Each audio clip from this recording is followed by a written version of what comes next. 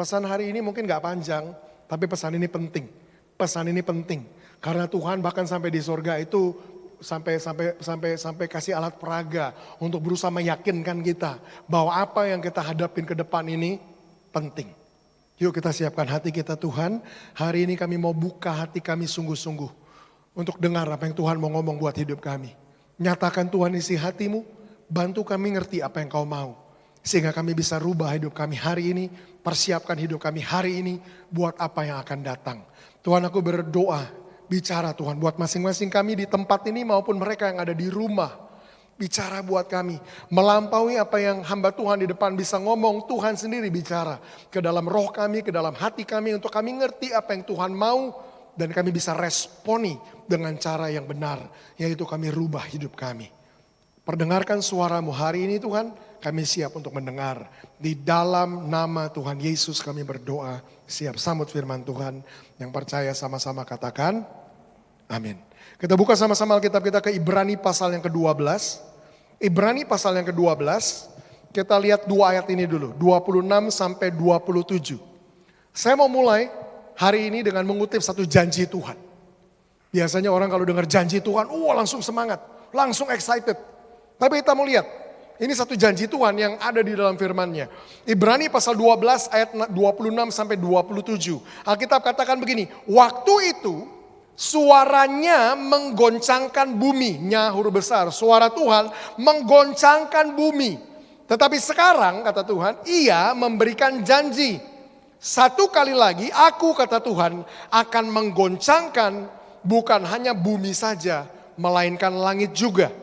Ungkapan satu kali lagi menunjuk kepada perubahan pada apa yang dapat digoncangkan. Karena ia dijadikan supaya tinggal tetap apa yang tidak tergoncangkan. Dengar, ini janji Tuhan. Apa janji Tuhan? Alkitab berkata, firman Tuhan berkata, aku berjanji satu kali lagi kata Tuhan.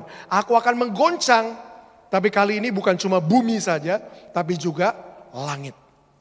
Pastor, kok janji Tuhannya kayak begitu Pastor? Gak enak nih. Nah itu, biasanya kalau kita ngomong janji Tuhan kita sukanya cuma denger yang enak-enak. Tuhan mau memberkati saudara, memberikan promosi, melindungi saudara, membela saudara. Amin, amin, amin, amin, amin. Kita cuma kenal janji-janji Tuhan yang sifatnya kayak begitu. Sehingga ketika kita terima janji yang kayak begini kita menghindar, kita tolak, kita pikir gak mungkin Tuhan. Tapi dengar baik di tempat ini. Saya mau ngomong sejelas ini janji Tuhan. Apa janji Tuhan? Kalau dulu Tuhan pernah izinkan goncangan atas bumi ini, dengar. Tuhan, Alkitab berjanji. Tuhan berjanji, satu kali lagi kata Tuhan. Aku akan menggoncang. Bahkan kali ini bukan cuma bumi saja yang akan digoncang, tapi langit juga akan digoncang. Saya mau saudara nangkap pesan ini jelas. Saya percaya ke depan kita akan mengalami goncangan. Maksudnya apa Pastor? Bukan cuma bumi, tapi langit juga. Alkitab bilang satu kali lagi itu mengacu kepada apa yang dapat digoncang. Kita udah pernah ngedengar dan ngalamin berbagai bentuk goncangan di waktu yang lampau. Bencana alam, gempa bumi, banjir, kelaparan, dan macam-macam. Tapi dengar, tiba-tiba ada perubahan nih terhadap apa yang dapat digoncang. Gak ada orang waras wajar zaman sekarang yang pernah membayangkan dunia bisa digoncang sama yang namanya pandemi, benar? Bahkan banyak dari kita waktu pandemi melanda, kita baru kenal istilah itu. Pandemi, apa itu? Tiba-tiba ada perubahan nih, goncangan yang unexpected, goncangan yang tidak terduga, goncangan yang kita semua gak ada yang siap menghadapinya. Pandemi terjadi.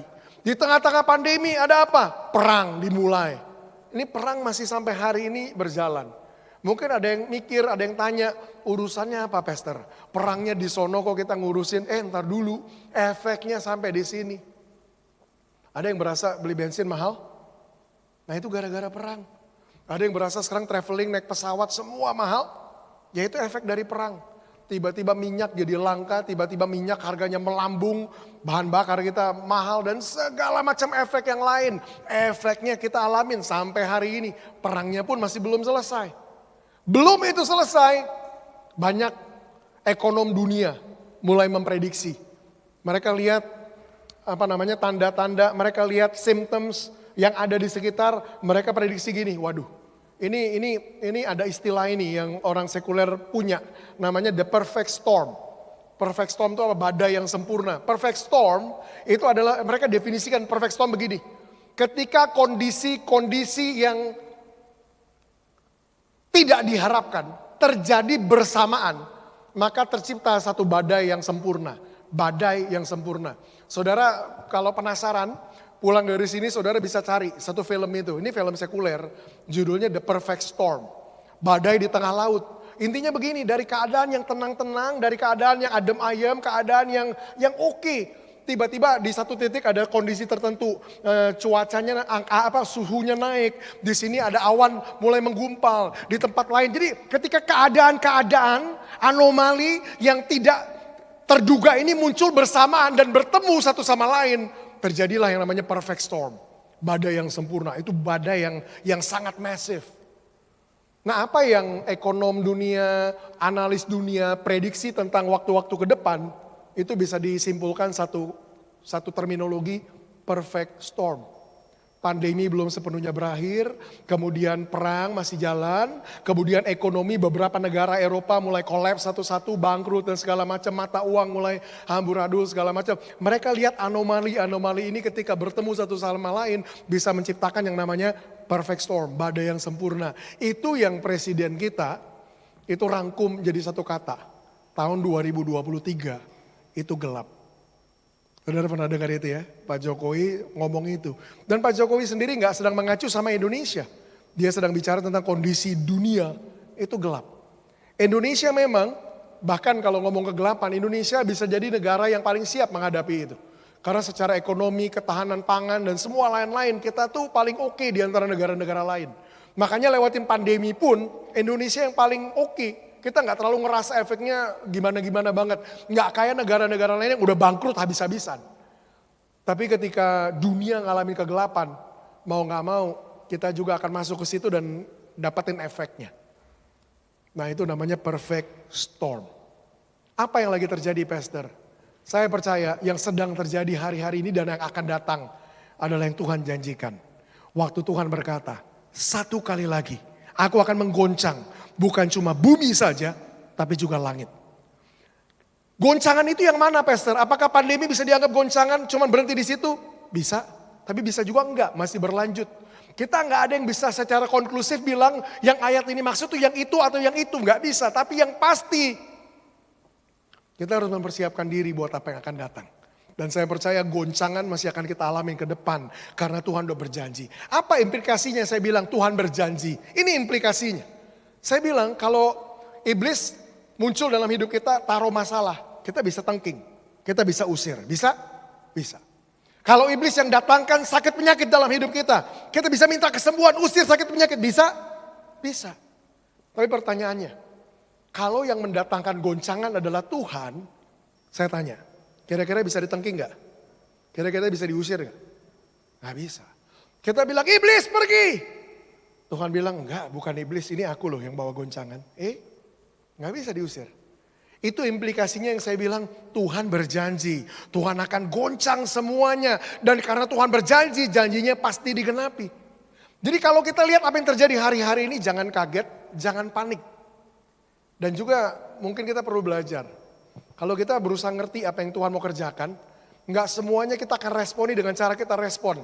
Maksudnya apa Pastor? Kita kan latahnya begini. Tuhan singkirkan goncangan ini. Tuhan jauhkan masalah ini. Tuhan usir problem ini. Jangan izinkan terjadi. Ingat tadi saya bilang.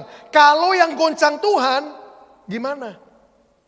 Mungkin gereja ketimbang sibuk ngusirin masalah yang akan datang. Berharap itu enggak terjadi.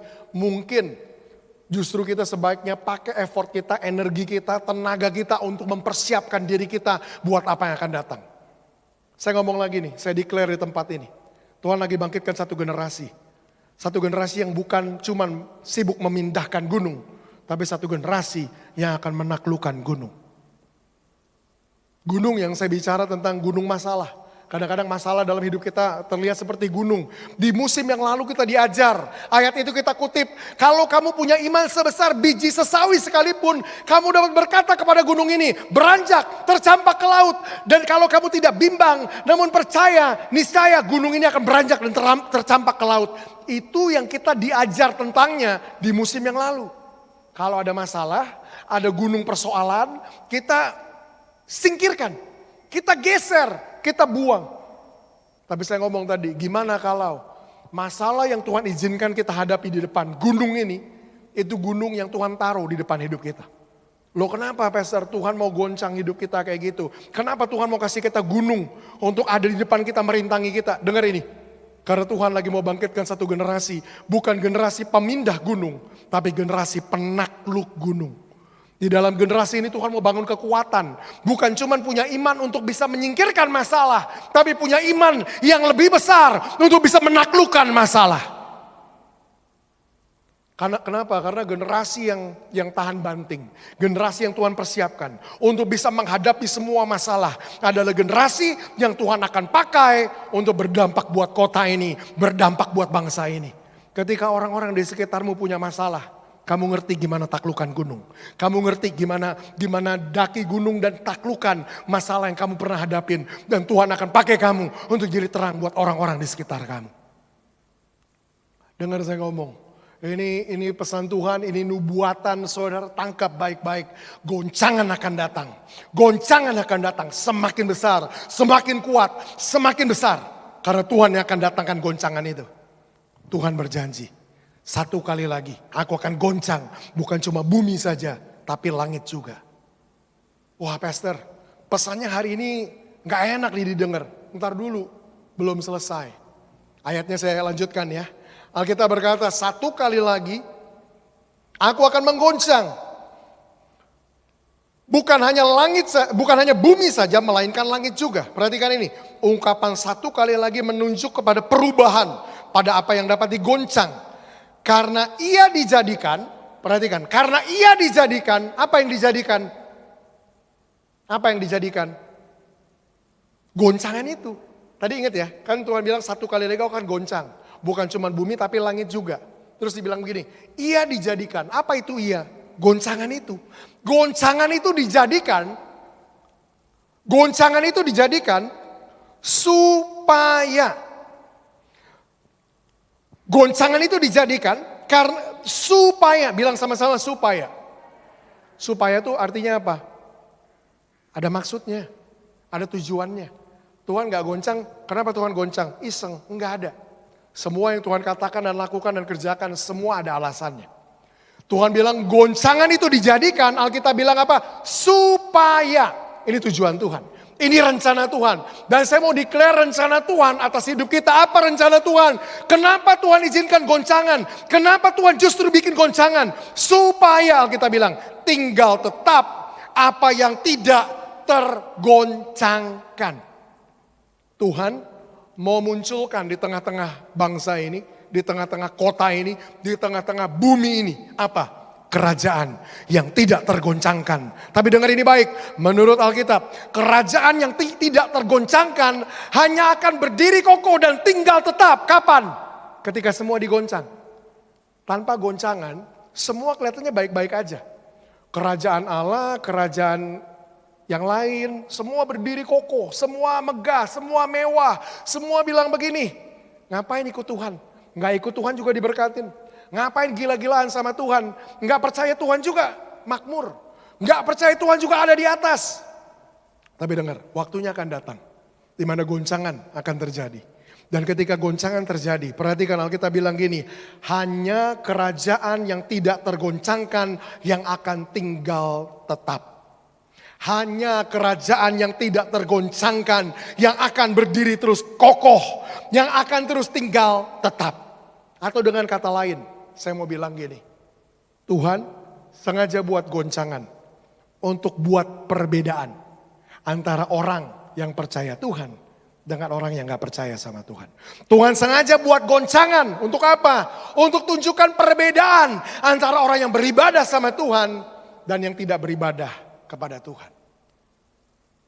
Justru lewat goncangan, saya percaya begini, gereja Tuhan, saudara, hidupnya akan tampil, akan bercahaya.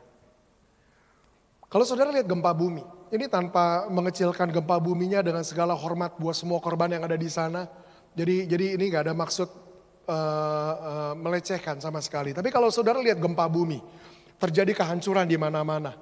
Kemudian ada yang rumah, bangunan yang tetap masih berdiri kokoh. Saya tanya, orang-orang yang ngalamin kehancuran, kira-kira akan mengungsi kemana? Akan mengungsinya kemana? Ke bangunan yang masih kokoh. Dengar. Ketika Tuhan izinkan goncangan atas kota ini dan bangsa ini. Kerajaan yang tidak tergoncangkan yang tetap akan berdiri. Akan jadi tempat pengungsian buat kota ini dan buat bangsa ini. Orang-orang di kota ini dan di bangsa ini akan datang kepada gereja Tuhan, kepada anak-anak Tuhan yang hidupnya tetap berdiri kuat dan kokoh. Mereka akan datang kepada keselamatan mereka di tengah-tengah goncangan. Tapi pastor, katanya tahun ke depan akan jadi tahun yang gelap. Dengar, ketika saya dengar tahun ke depan akan jadi tahun yang gelap, ini respon saya. Itu berita baik, itu good news. Loh kok tahun yang gelap malah good news pastor? Saya kutip Yesaya 60 ayat yang pertama. Alkitab bilang, bangkitlah, jadilah terang. Sebab terang Tuhan telah datang dan kemuliaan Tuhan telah terbit atasmu. Kenapa? Sebab kegelapan menutupi bangsa-bangsa dan kekelaman menutupi suku-suku bangsa. Justru di tengah kegelapan menutupi bangsa-bangsa dan kekelaman menutupi suku-suku bangsa.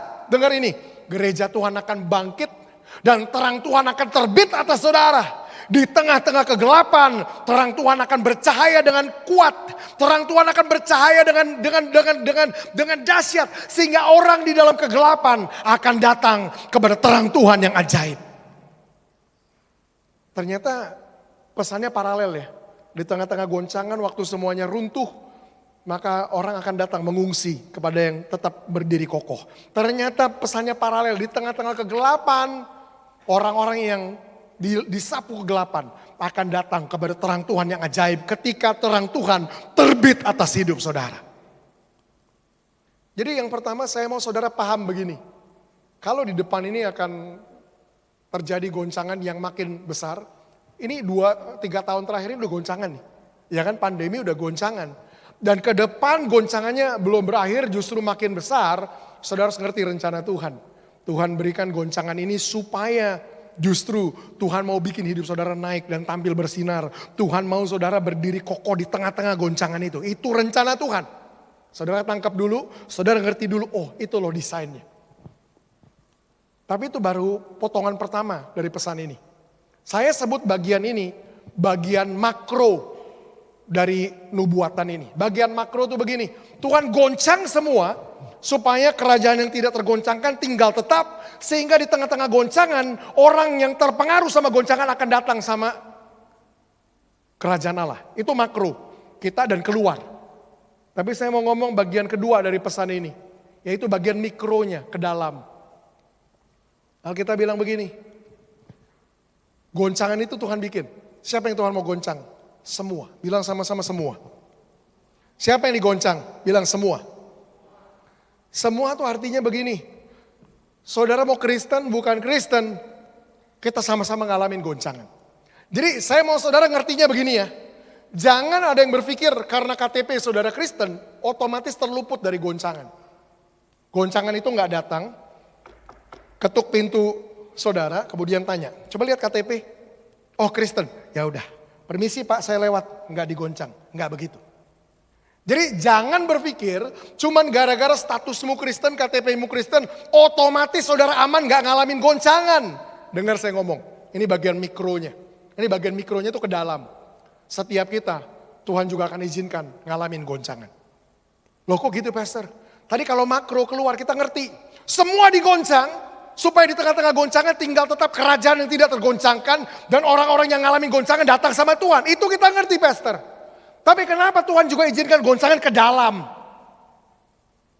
Dengar saya ngomong. Dalam hidup setiap kita, semua kita hidup kita, ini punya banyak kompartemen, banyak area, banyak aspek, banyak sisi. Maksudnya gimana pastor? Contoh, ada satu aspek hidup kita. Ini aspek kerohanian kita, hubungan kita sama Tuhan. Itu satu aspek. Aspek yang lain, hubungan kita dengan istri, hubungan kita dengan suami, itu aspek yang lain. Hubungan kita dengan anak kita, aspek yang lain. Hubungan kita dengan pekerjaan kita, aspek yang lain. Bisnis kita, aspek yang lain.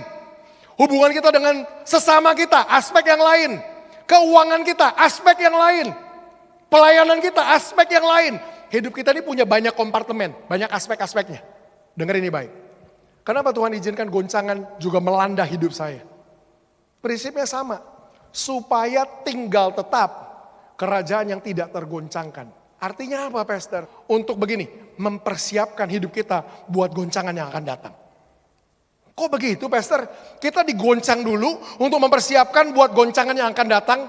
Coba, saya mau saudara lihat ke depan. Ini kebetulan kita punya meja, kakinya ada 4. Saudara lihat ya kakinya 4 ya. Meja ini kakinya 4 kelihatan ya? Atau kurang pas nih?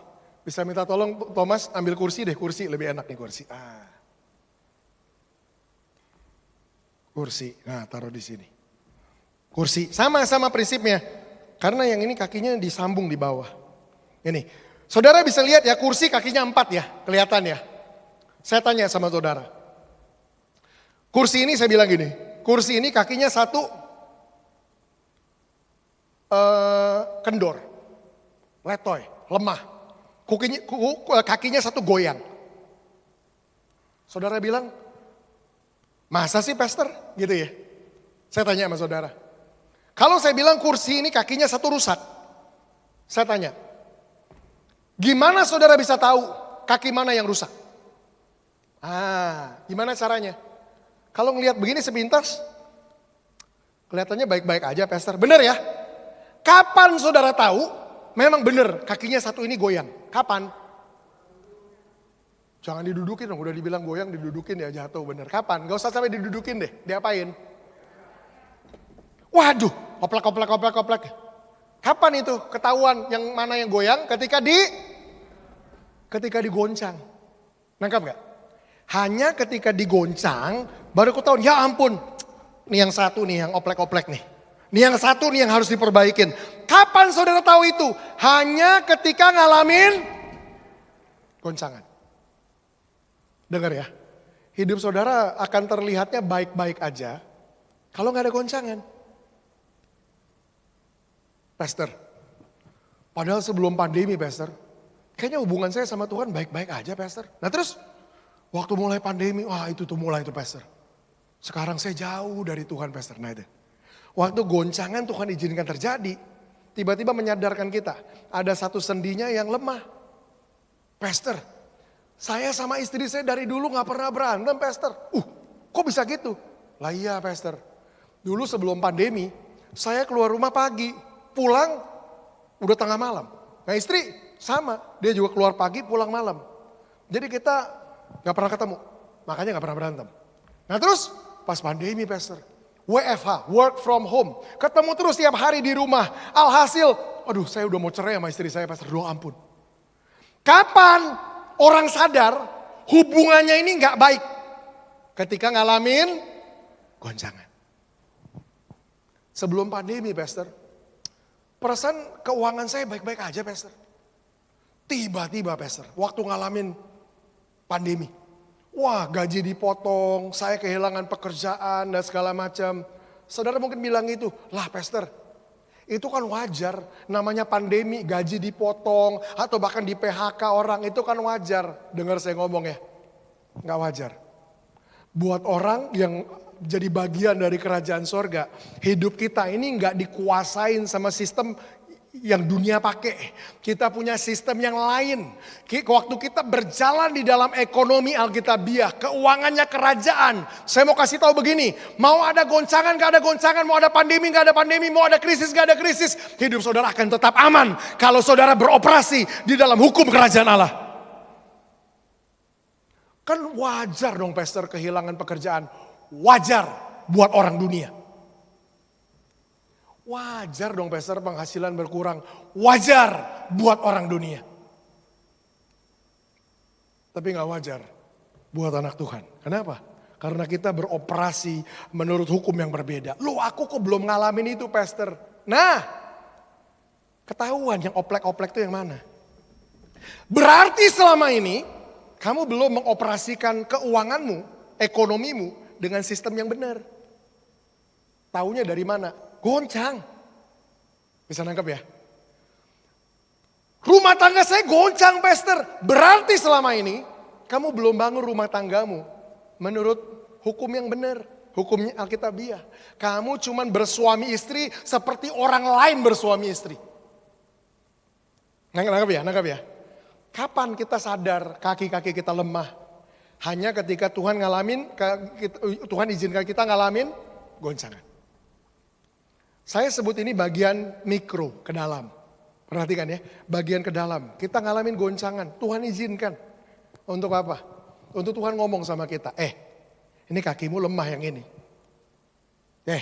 Kakimu yang ini perlu diperbaikin, perlu dikuatkan. Kenapa?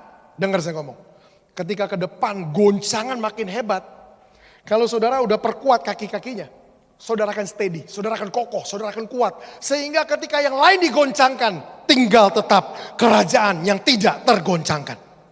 Saudara bisa nangkap itu? Jadi saudara harus ngerti implikasinya ayat ini itu bersifat makro dan mikro. Bagian makronya kita ngerti mungkin selama ini, oke, kita akan bersinar. Tapi bagian mikronya yang banyak kita nggak ngerti selama ini. Oh ternyata Tuhan izinkan saya ngalamin goncangan justru untuk mempersiapkan saya. Justru untuk menegur saya. Justru untuk kasih lihat sama saya bagian mana dalam hidup saya yang saya harus rubah dan saya harus perbaikin. Saudara nangkap ini ya hari ini ya. Nah jadi apa yang harus kita lakukan Pastor? Persiapkan diri saudara buat goncangan yang akan datang.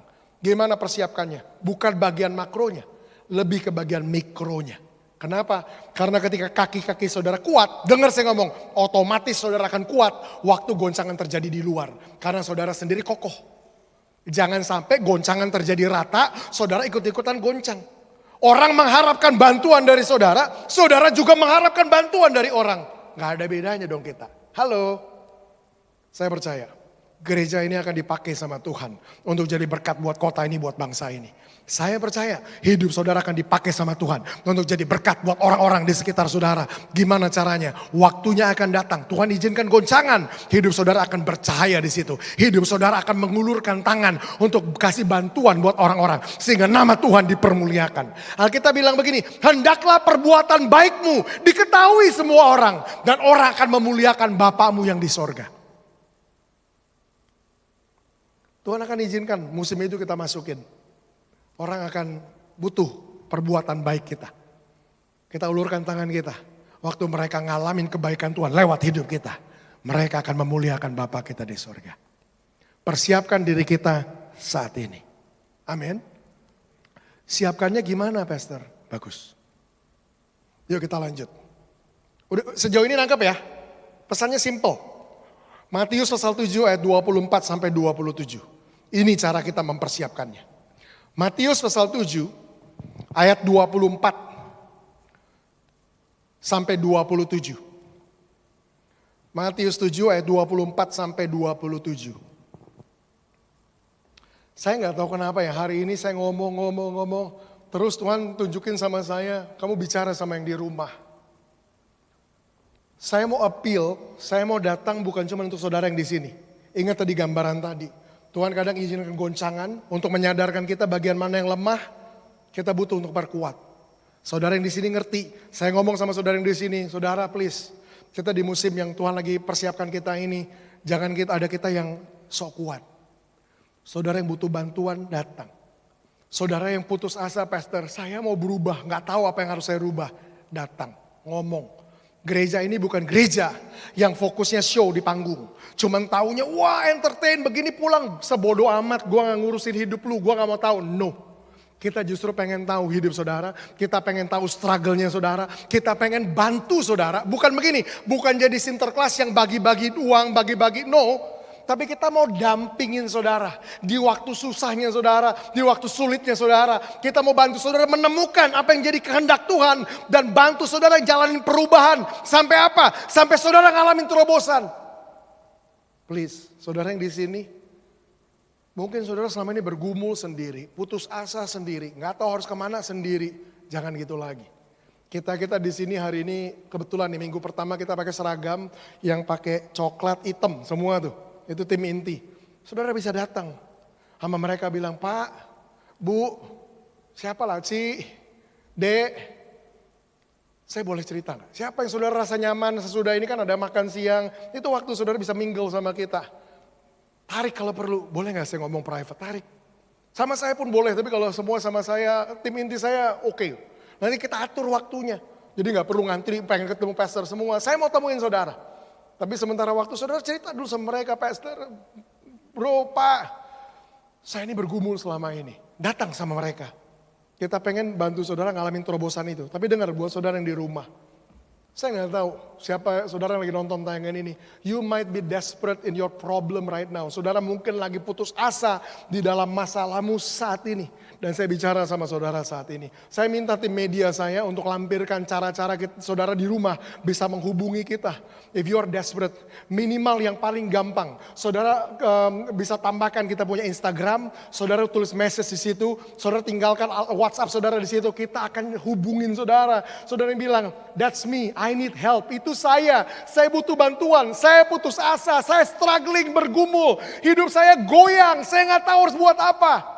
Saudara jangkau kepada kami mau nolong saudara. Mau pastikan kaki-kaki saudara kuat. Supaya ketika goncangan terjadi di depan, hidup saudara bisa dipakai sama Tuhan untuk menyatakan kemuliaan Tuhan. Jadi saya datang sama saudara, rumah dan di sini. Ayo, kita siapkan diri kita buat apa yang akan datang. Persiapkannya gimana pastor? Matius pasal 7 ayat 24 sampai 27.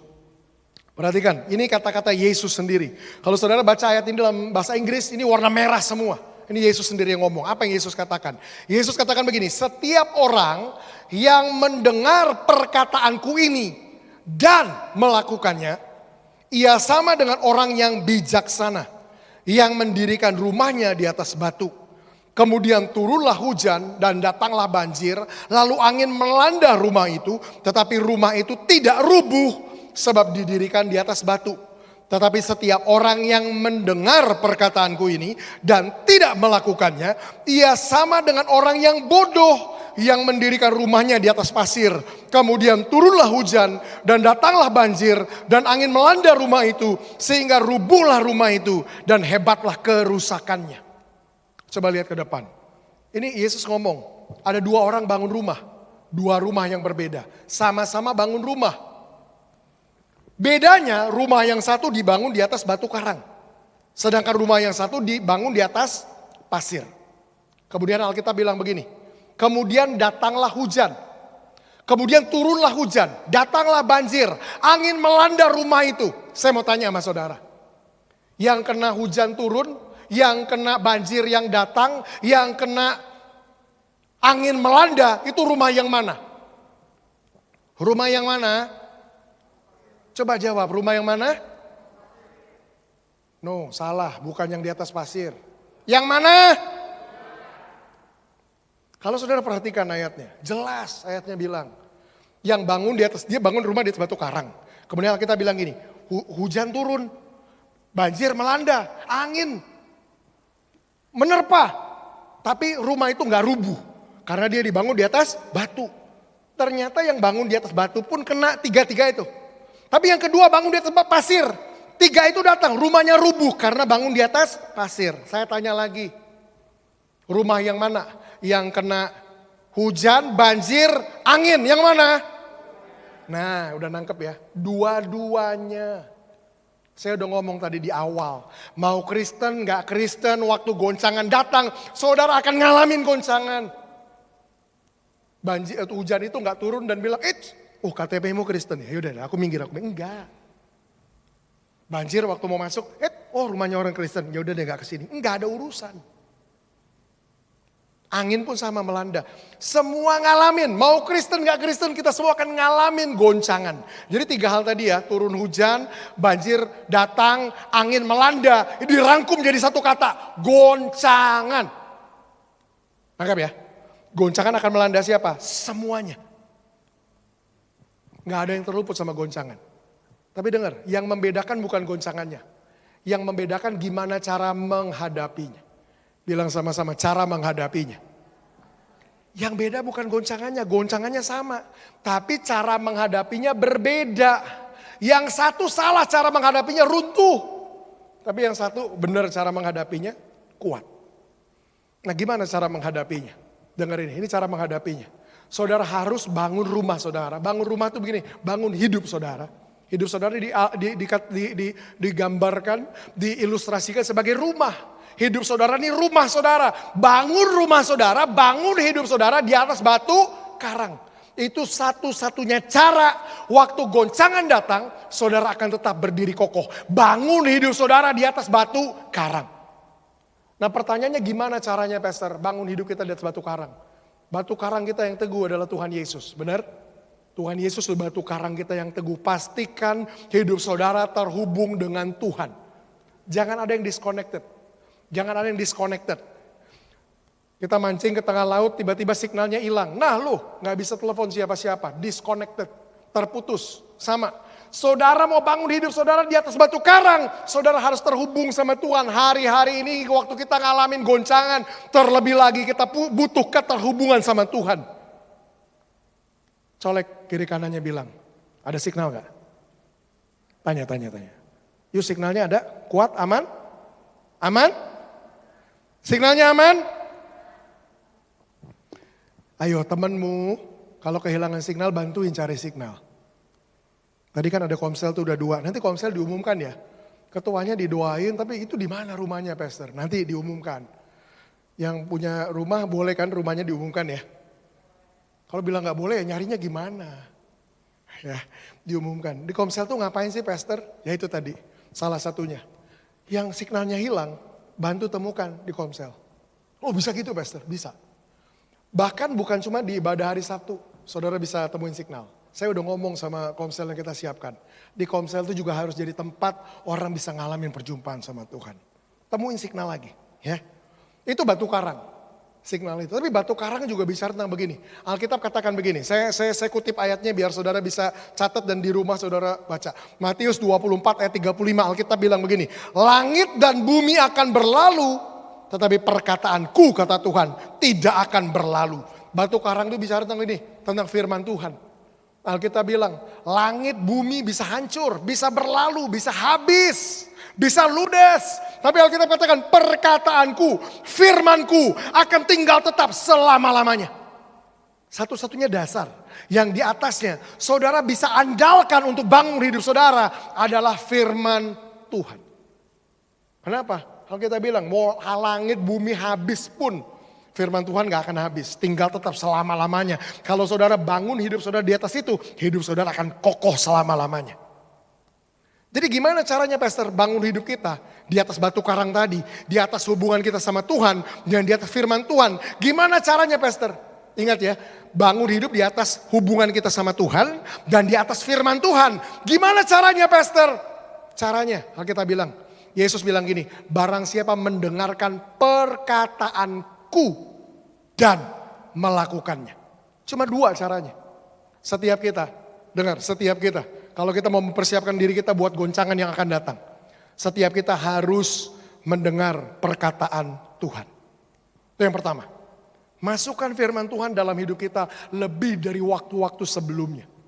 Coba please, saya mau saudara dengar saya ngomong. Di sini saya nggak lagi mempromosikan liturgi agamawi. Jangan lupa ya, baca Alkitab tiap hari. Bukan tentang itu. Masukkan firman Tuhan, bicara tentang begini, mengintegrasikan firman jadi bagian dari hidup kita. Yohanes pasal yang pertama, ayat yang pertama kita bilang begini, pada mulanya adalah firman, firman itu bersama-sama dengan Allah, dan firman itu adalah Allah sendiri. Ngerti? Firman Tuhan itu Allah sendiri. Itu Yohanes 1 ayat 1. Tapi turun ke ayat 14, Alkitab bilang gini, and the word become flesh. Firman itu menjadi manusia bahasa Indonesianya. Bahasa Inggrisnya bilang firman itu berubah menjadi daging. Dengar. Mendengar perkataan Tuhan ini melibatkan begini. Kita mau merubah firman menjadi daging. Kita mau merubah apa yang kita dengar jadi apa yang kita hidupi. Firman jadi daging, jadi bagian dari hidup kita. Nah itu. Jadi porsi pertamanya. Gimana caranya bangun hidup kita di atas batu karang yang kuat? Kita harus mendengar perkataan Tuhan. Kita harus luangkan waktu lebih banyak bergaul sama firman Tuhan. Firman Tuhan. Maksudnya apa Pastor mendengar perkataanku? Mendengar perkataanku tuh di dalamnya ada 2 aspek. Wah, kalau saya ngajar khotbah masuk dalamnya. Tapi saudara perlu ngerti lah. 2 aspeknya itu apa? Yang pertama mendengar perkataanku bicara tentang gini. Kita harus punya keterhubungan sama Tuhan, balik lagi ke situ. Saya ngomong ya, terang-terangan ya. Cuman punya liturgi baca Alkitab tiap hari nggak cukup. Saudara harus punya hubungan sama Tuhan yang hidup. Dengar gini, logos harus berubah jadi rema. Firman yang tertulis harus berubah jadi daging. Jadi bagian dari hidup kita. Gimana caranya? Luangkan waktu tiap hari sama Tuhan. Makanya di sini bolak-balik tiap minggu kita ngomong, ayo alami perjumpaan sama Tuhan. Izinkan Tuhan melawat hidupmu. Ayo kamu bawa pulang perjumpaan, lawatan Tuhan itu. Supaya apa? Supaya saudara punya hubungan yang hidup sama Tuhan, berkomunikasi sama Tuhan. Karena saudara hanya bisa mendengar perkataan Tuhan kalau saudara punya hubungan sama Tuhan. Itu yang pertama. Tapi yang kedua, mendengar perkataanku itu bicara tentang, ya memang, masukkan firman Tuhan ini dengan sadar dan sengaja ke dalam hidup kita. Itu prinsip dulu. Sekarang aplikasi. Aplikasinya gimana, Pastor? Masukkan firman Tuhan ke dalam hidup saya. Firman Tuhan tuh tebel banget, Pastor. Alkitab tuh 66 kitab, bener ya? Kita mau baca Alkitab aja kadang-kadang bingung. Mulainya dari mana sampai kemana, Pastor? Balik ke ilustrasi tadi. Ingat, waktu Tuhan izinkan goncangan, saya nggak tahu bagaimana dengan saudara. 3 tahun pandemi ini rasanya goncangan cukup lah. Untuk ngasih lihat sama kita kaki mana dari hidup kita yang oplek-oplek. Bener apa bener? Bener ya. 3 tahun aja cukup. Oh, gitu. Nah, kalau saudara ngerti itu, pertanyaannya, firman yang mana yang saya harus masukkan dalam hidup saya? Gampang jawabannya. Firman yang menyangkut bagian yang harus kamu perbaiki duluan.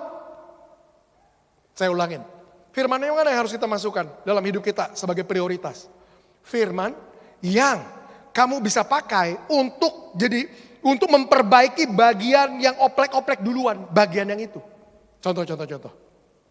Waktu Tuhan izinkan goncangan, pandemi 3 tahun. Saudara identifikasi dulu, bagian hidup saya yang paling goncang yang mana? Saya bilang paling goncang. Karena ada yang bilang, waduh Pastor, saya goncang semua Pastor, waduh. Ya bisa juga, gak apa-apa. Tapi cari yang paling goncang lah. Kalau semuanya sama rata Pastor, paling goncang, semuanya goncang. Itu yang mana duluan? Saya kasih jawabannya. Yang harus jadi prioritas. Hubungan sama Tuhan. Saya ketemu orang gak habis-habis lah. Di tengah-tengah pandemi ini, Pastor. Ngalamin pandemi 3 tahun ini. Saya jadi jauh sama Tuhan. Saya udah gak lagi ngalamin Tuhan. Api saya padam. Nah itu udah indikator semua. Berarti kakimu yang satu itu parah. Kakimu yang satu itu harus diperbaikin. Saya ngomong ya, sebelum kamu berusaha perbaikin yang lain. Keuangan saya ikut goncang, Pastor. Rumah tangga saya ikut goncang, Pastor. Hubungan saya sama anak goncang. Pelayanan saya apalagi semuanya runtuh. Udah pasti. Kalau hubunganmu sama Tuhan itu rusak, karena itu sumbernya. Kalau kita bilang, akulah pokok anggur yang benar, Bapakkulah pengusahanya. Setiap ranting daripadaku yang tidak berbuah dipotong. Kalau keterhubungan kita putus, otomatis gak dapat nutrisi dari situ. Keterhubungan kita sama Tuhan, itu yang menutrisi setiap bagian yang lain. Kalau hubunganmu sama Tuhan itu terputus, udah pasti rumah tanggamu bermasalah. Eventually, lambat laun. Udah pasti keuanganmu ikut terpengaruh. Udah pasti semua yang lain-lain ikut efeknya, dampaknya. Kenapa? Hubunganmu sama Tuhan bermasalah. Jadi kalau saudara bilang semuanya berantakan, Pastor. Yang mana yang saya harus perbaikin duluan? Kaki yang satu ini, hubunganmu sama Tuhan. Nah, kalau saudara udah identifikasi itu, jangan cepat-cepat belajar gini. Saya mau cari ayat-ayat tentang keuangan, belakangan. Saya mau cari ayat-ayat tentang rumah tangga, belakangan. Apalagi kalau bagian yang rusak itu gak semua. Wah, keuangan saya baik-baik aja, Pastor. Saya paling suka baca buku-buku tentang keuangan, yang gak perlu lagi. Kan ekonominya baik-baik aja. Cari bagian yang lemah, itu yang diperkuat. Nangkep ya? Ini cara praktisnya nih. Jadi waktu saudara ngalamin goncangan, identifikasi dulu deh. Bagian mana hidup saudara nih yang paling goyang. Kalau suami istri duduk bareng. Bilang sama duduk bareng. Bilang sama-sama duduk bareng. Masih perlu duduk bareng. Tiap minggu saya sama istri itu ya. Kalau di WA grup. Terserah deh. Yang lain mau posting apa aja. Makanan segala macam. Gak apa-apa. Gak masalah. Tapi saya harus pastikan tiap minggu minimal kasih lihat. Saya sama istri itu harus duduk bareng. Duduk bareng, itu penting. Ngapain? Ngobrol. Kaki kita nih yang satu goyang nih. Duduk bareng. Sama istri itu harus sepakat, harus sama-sama ngobrol, harus komunikasi. Sadar mana yang mau diperbaikin. Dan perbaikinya sama-sama. Kemarin saya ganti spray sama istri. Tempat tidur kita lumayan gede. Jadi kalau saya sendirian tuh lumayan kewalahan. Baru nyangkutin satu yang sini, ditarik, yang itu ketarik. Ya copot lagi, geser sini. Mau tarik begini, ya copot lagi. Ini kapan beresnya nih? Tarik-tarikan kan? Saya bilang apa? Bantuin saya. Ngapain? Yuk pegang yang ini, saya pegang yang itu. Masang jadi. Halo, kerjasama ya. Suami-suami denger, jangan sok kuat. Suami-suami jangan apa? Jangan istrinya dong yang ngomong. Suami-suami jangan apa? Saya tahu kamu laki-laki. Tapi laki-laki itu juga perlu sadar kelemahan. Halo, gak boleh sok kuat ya. Maksudnya apa? Kamu butuh istrimu. Kadang-kadang laki-laki ini problemnya. Kita nemuin masalah. So hebat kita. Tenang. You minggir aja. Saya yang bener ini kaki. Wah, kotak-katik. Tangan kejepit, kaki kepalu. Aduh, jangan sok kuat gitu. Kadang-kadang kamu butuh juga istri kamu untuk ya minimal pegangin. Kamu pegangin ya tahan ya. Aku pasang nih kaki. Ya. Jangan sok kuat. Masalah yang kamu hadapin di rumah tanggamu, jangan pikir kamu bisa beresin sendiri. Makanya Tuhan tempatkan di sebelahmu itu penolong yang sepadan. Buat apa? Beresinnya sama-sama. Mulai dari ngobrol deh. Wah pastor, justru masalahnya rumah tangga saya di situ pastor. Apa? Ya hubungan kita ini pastor. Ya ngobrol. Minimal mungkin kailnya bilang, kita ngomong yuk. Ngomong apa? Ya itu khotbahnya pastor tadi. Loh apa? Ya kita duduk dulu lah. Tapi jangan langsung ngegas ya. Ajak ngedate dulu gitu loh. Mungkin nontonnya jangan film horor. Berantem habis itu. Yang ringan-ringan gitu loh. Ya apalah kesukaannya apa. Kamu udah tahu saya gak suka makan ini diajak ke sini ya jangan. Sukanya apa ajak dulu. Dia lagi makan enak-enak mukanya udah senyum lebar baru ngobrol di situ. Kamu inget gak khotbah Sabtu kemarin? Apa tuh? Lupa. Ya deh. Baru ngomong di situ. Kayaknya kita perlu perbaikin kaki kita lah. Kaki yang mana? Ya ini hubungan kita. Nah itu. Satu-satu. Halo, nangkap ya? Pas udah ngerti, mulai dari itu ya, identifikasi dulu kaki mana yang problem. Kedua, sepakat mau beresinnya sama-sama. Ketiga, punya komitmen untuk sama-sama belajar di area itu. Ingat, masukkan firman Tuhan untuk area itu spesifik. Dua-duanya belajar. Udah kamu aja yang baca buku. Enak aja, gak bisa. Kamu aja yang benerin. Kamu deh konseling sama Pastor Daniel. Gak bisa. Perbaikinya sama-sama. Jangan expect pasanganmu yang perbaikin masalah yang kamu berdua hadapin. Sama-sama perbaikinnya. Setuju ya? Mulai upgrade. Masukin firman Tuhan tentang area yang kamu harus perbaikin. Upgrade-nya sama-sama. Nah itu bagian pertamanya. Cara bangun hidup kamu di atas batu karang yang kuat. Kamu harus mendengar perkataan Tuhan. Setiap kita dengar, saya mau benar, saudara persiapkan diri saudara buat goncangan yang akan datang. Temukan kaki-kaki yang goyang, perkuat. Punya komitmen berdua, perbaikin sama-sama, belajar sama-sama untuk perbaikin area yang goyang. Itu yang pertama. Terus yang kedua apa Pastor? Yang kedua, setiap orang yang mendengar perkataanku dan apa? Melakukannya. Bilang sama-sama, melakukan. Saya mau kasih lihat ini sama saudara. Itu ada dua orang bangun rumah kan.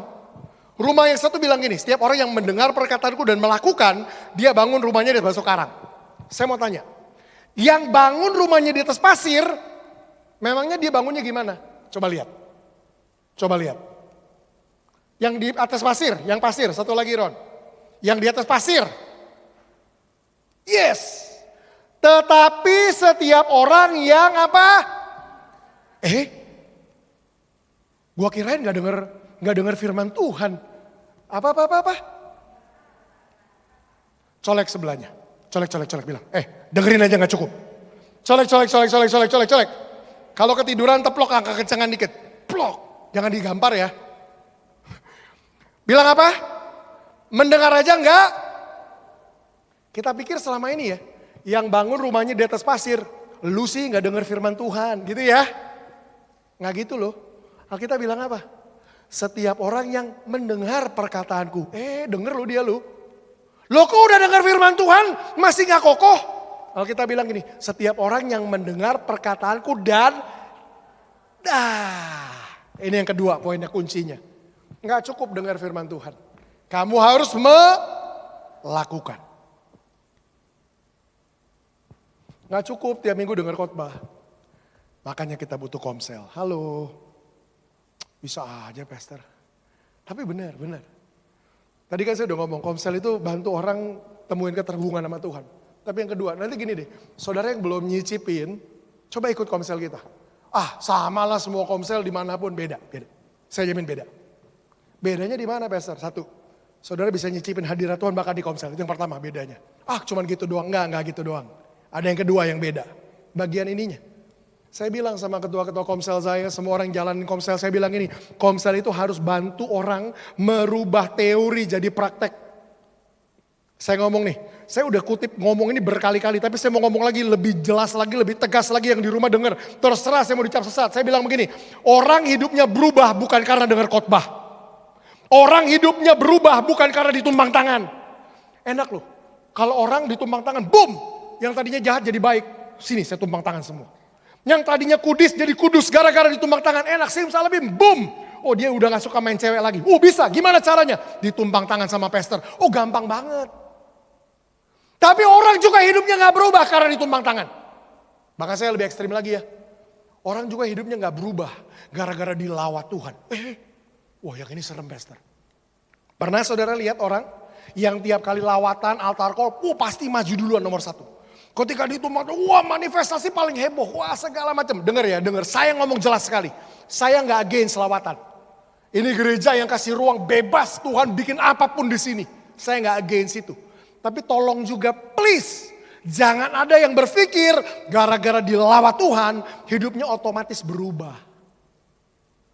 Pernah lihat orang bolak-balik altar call, ngalamin segala macam. Tapi udah 10 tahun hidupnya kok nggak berubah-berubah ya. Nah kalau gitu pastor, apa yang merubah hidup orang? Saya ngomong nih jelas. Hidup kita hanya berubah melalui keputusan yang kita ambil. Artinya apa? Saudara dengar khotbah pun di situ. Yes, amin. Catatnya paling lengkap. Iya. Dengar. Ditanya. Terus pulang kamu mau ngapain? Saya jamin gak ada yang berubah. Ditumpang tangan. Waduh luar biasa. Hari ini saya terima pengurapan dari hamba Tuhan besar. Tanya. Terus pulang mau ngapain? Gak ada yang berubah. Tuhan Yesus sendiri tumbang tangan kamu juga gak berubah. Kalau kamu gak ngerti ngambil keputusan. Saya dilawat Tuhan hari ini. Rasanya lega banget. Bagus. Kamu mau rasa lega, kamu mau rasa sukacita dan semua perasaan yang kamu alamin. Pertanyaannya cuma satu. Pulang kamu mau ngapain? Gak ada yang berubah. Pertanyaannya, kalau gitu masih perlu gak dengar firman Tuhan? Perlu. Kalau gak dengar firman Tuhan, lebih parah lagi gak tahu harus rubah apa. Ini udah denger aja, belum tentu dia ngerti bagaimana praktekin, apalagi yang gak denger. Jadi jangan ada yang keluar dari sini bilang, Pastor Dani bilang, dengar khotbah gak berubah hidup, berarti kita gak perlu dengar khotbah. Ya ampun, salah kesimpulannya. Tapi saya ngomong apa? Cuman denger doang tanpa kita ngerti ngambil keputusan, percuma. Ternyata tumpang tangan gak merubah hidup orang. Berarti saya gak mau ditumpang tangan lagi. Kata siapa? Dengar ya, sesudah saudara terima pengurapan, saudara terima impartasi. Impartasi yang saudara terima, kekuatan anugerah pengurapan yang saudara terima, harus membantu saudara, mendorong saudara ngambil keputusan yang konkret buat hidup saudara. Saya mau minta maaf sama istri saya. Saya mau minta maaf sama suami saya. Kenapa? Karena saya udah terima anugerah dari Tuhan. Buat sesuatu yang konkret. Saya udah dilawat Tuhan hari ini. Waduh, saya dimerdekakan. Buat perubahan yang konkret. Nah, komsel kita ini akan punya fungsi ini. Dengar, hari Sabtu ya, saudara dengar khotbah, saudara mau punya respon gimana pun. Nih realitanya, saya gak tahu hidup saudara gimana. Saya gak tahu pulang dari sini saudara mau praktekin gak praktekin, saya juga gak tahu. Tapi di komsel, ada teman-teman keluarga rohani yang bantu saudara di situ. Saya udah ngomong sama ketua-ketua komsel, saya bilang gini, setiap komsel, kamu mau diskusi gimana pun, ujungnya harus selalu diakhiri dengan satu pertanyaan ini. Apa yang kamu mau rubah? Apa yang kamu mau rubah? Jadi pulang semua bawa PR. Dan saya udah ngomong nih, jangan ada yang bikin komitmen yang abstrak. Apa yang kamu mau rubah? Ini misalnya lagi belajar tentang hubungan sama Tuhan. Apa yang kamu mau rubah? Terus dia bilang, mulai hari ini saya mau lebih dekat sama Tuhan. Omong kosong. Apa? Abstrak. Ukurannya apa lebih dekat sama Tuhan? Mau ngapain? Mendingan jawab gini, mulai hari ini. Saya mau mulai doa tiap hari 5 menit. Sebelumnya gak pernah sih. Bagus. Jelas ada ukurannya. Oh bagus. Mulai hari ini 5 menit dia akan doa tiap hari. Mulai hari ini saya akan baca Alkitab 1 pasal. Sebelumnya gak pernah. Bagus. Mulai hari ini saya mau mulai doa 10 menit. Sebelumnya setengah jam. Lu jangan, kurang itu namanya. Nangkep ya? Jadi harus ada perubahan yang konkret. Apa itu namanya? Melakukannya. Percuma saudara belajar sesuatu kalau saudara nggak praktekin. Jadi gimana bangun hidup kita di batu karang? Dengar khotbah aja nggak cukup. Apa yang kita dengar, kita harus rubah jadi daging. Praktekin. Kita harus ambil keputusan yang konkret. Saudara, saya mau saudara bayangkan ya di setiap komsel nih. Kalau setiap komsel selalu diakhiri dengan apa satu hal yang kamu mau lakukan. Saya mau mulai doa 5 menit tiap hari sekarang. Minggu depan ketemu komsel, jangan cepat-cepat lari ke materi berikutnya. Oke, no. Balik dulu ke belakang. Nah, minggu lalu komitmennya, kamu mau ngapain? 5 menit. Gimana? Udah belum? Masih bolong 2 hari. Gak apa-apa. Minimal ada progres. Ayo, terusin ya. Bisa lihat gak? Hari itu belajar sesuatu yang lain. Digiring lagi dengan ambil keputusan. Minggu depannya di follow up lagi. Saya mau saudara bayangkan. Ada satu orang aja. Tiap minggunya digiring ambil satu keputusan. Tiap minggu digiring satu keputusan. Saya ngomong nih. 1 tahun 52 minggu aja. Orang lihat dia gak kenal udah. Lu siapa ya? Kenapa? Kok lu berubah banget 1 tahun ini? Kok bisa begitu? Karena tiap minggunya kita bantu mereka ngambil keputusan yang konkret. Halo? Bisa lihat ya? Kita mau dampingin orang. Jalanin perubahan dalam hidup mereka di Komsel. Setiap orang yang mendengar perkataanku dan melakukannya. Waktu-waktu ke depan nih. Kita akan penuhin hidup kita dengan firman Tuhan. Tapi gak berhenti di situ.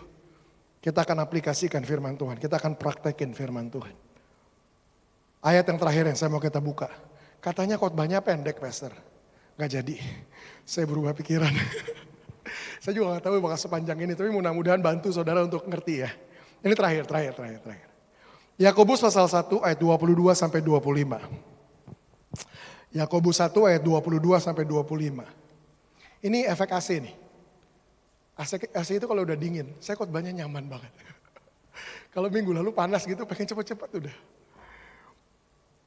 Yakobus 1 ayat 22 sampai 25. Saudara yang kedinginan di sini, mulai minggu depan datang bawa jaket ya. Kita sengaja setting udaranya lebih dingin. Supaya apa? Supaya saudara yang mau joget gitu lebih aktif. Kalau hangat-hangat gitu goyang dikit keringetan berhenti langsung semua. Jadi memang sengaja suasananya kita set rada dingin. Jadi kalau saudara nggak tahan dingin, bukan AC-nya yang dikecilin. Saudaranya yang datang bawa jaket. Oke? Anggap aja kita lagi di Eropa gitu, lagi di Israel gitu ya. Oke. Yakobus 1 ayat 22 sampai 25. Saya akan tutup dengan ini. Alkitab bilang gini, tetapi hendaklah kamu menjadi apa? Pelaku firman, bukan hanya pendengar saja. Ayat-ayat ini sekedar menegaskan apa yang dari tadi kita belajar. Kadang-kadang gini loh, kita gak perlu belajar terlalu banyak. Satu aja diulang-ulang, yang penting dipraktekan. Dengar ini, kedewasaan kerohanian seseorang itu gak diukur dari berapa banyak yang kita tahu. Tapi kedewasaan rohani seseorang diukur dari berapa banyak dari yang kita tahu, yang kita praktekin. Nangkap gak bedanya? Jadi jangan pikir, saya tahu banyak, dewasa rohani. Belum tentu. Kedewasaan rohani seseorang gak diukur dari berapa banyak yang dia tahu. Tapi diukurnya dari apa? Diukur dari berapa banyak dari yang dia tahu, yang dia lakukan. Mendingan mana? Orang tahu banyak tapi gak buat apa-apa. Atau orang tahu sedikit tapi dilakukan. Mending yang mana? Mending yang mana? Mending yang tahu banyak dilakukan semuanya. Halo? Ini pertanyaannya menjebak mulu nih Pastor. Ya iya dong. Ya, tapi ngerti ya penekanannya ya. Harus dilakukan. Alkitab bilang apa? Hendaklah kamu jadi pelaku firman dan bukan hanya pendengar saja. Sebab jika tidak demikian, kamu lagi menipu diri sendiri. Lagi bohongin diri sendiri. Sebab jika seorang hanya mendengar firman saja dan tidak melakukannya, ia adalah seumpama orang yang sedang mengamat-amati mukanya yang sebenarnya di depan cermin. Baru saja dia memandang dirinya, ia sudah pergi dan ia segera lupa bagaimana rupanya.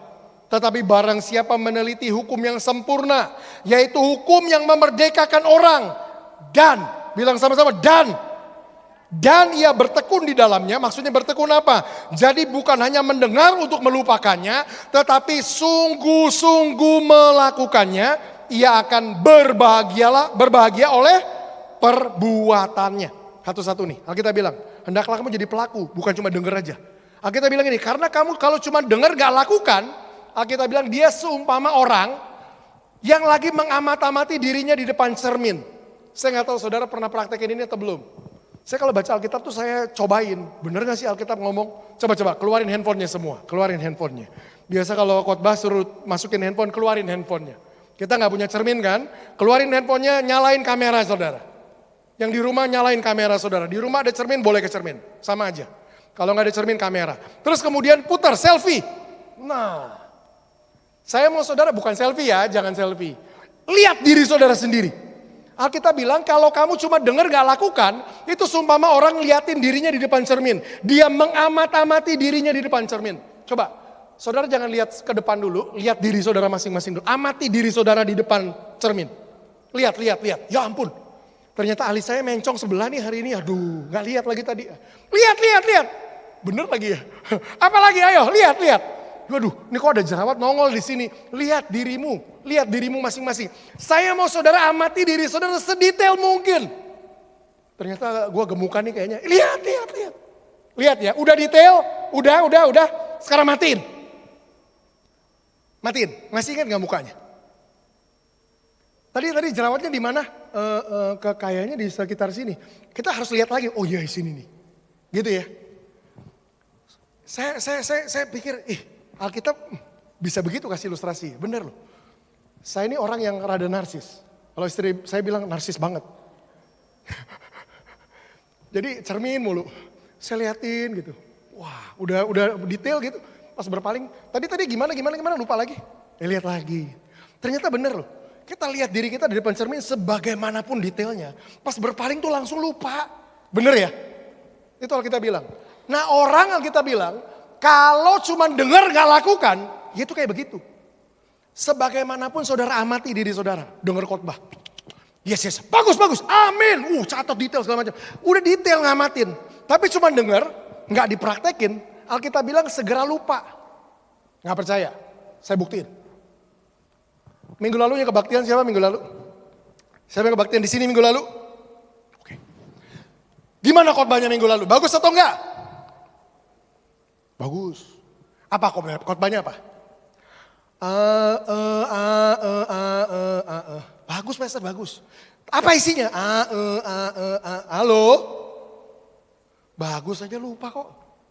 Dengar. Baru minggu lalu aja udah lupa.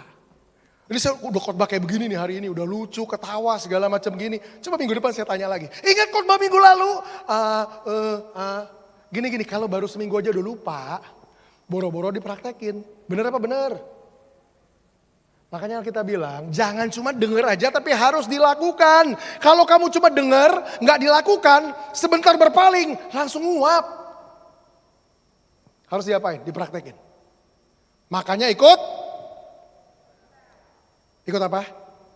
Bilang kiri kanannya, ikut komsel. Ini bisa aja modusnya nih. Enggak lah, ini kan menolong saudara untuk bertumbuh. Halo? Tadi ketua komselnya bisa berdiri lagi. Nanti berdiri. Ketua komselnya berdiri. Habis ini makan siang, datengin ya.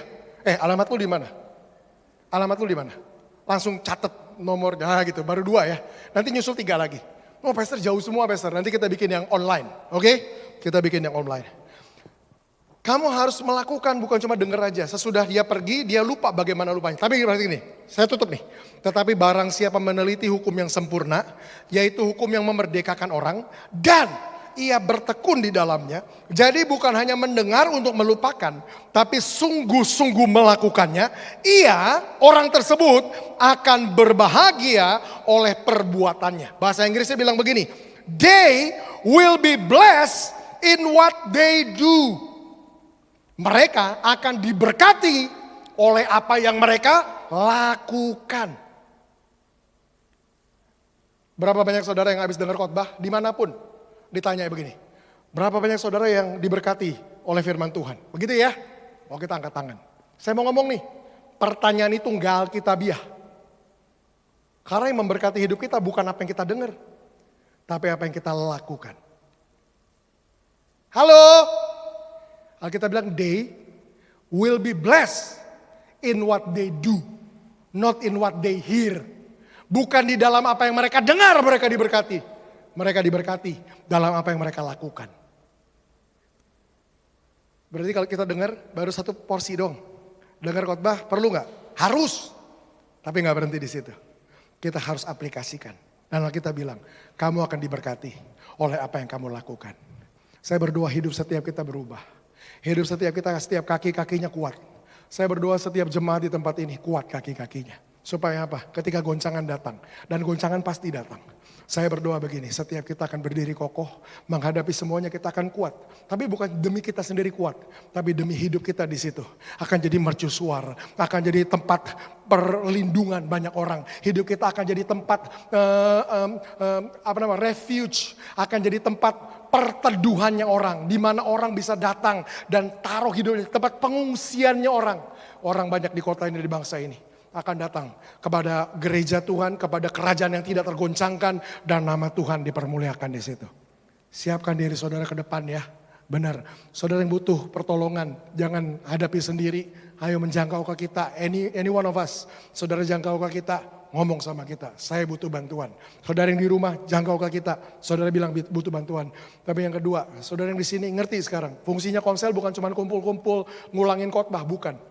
Kita perlu mengaplikasikan apa yang kita dengar.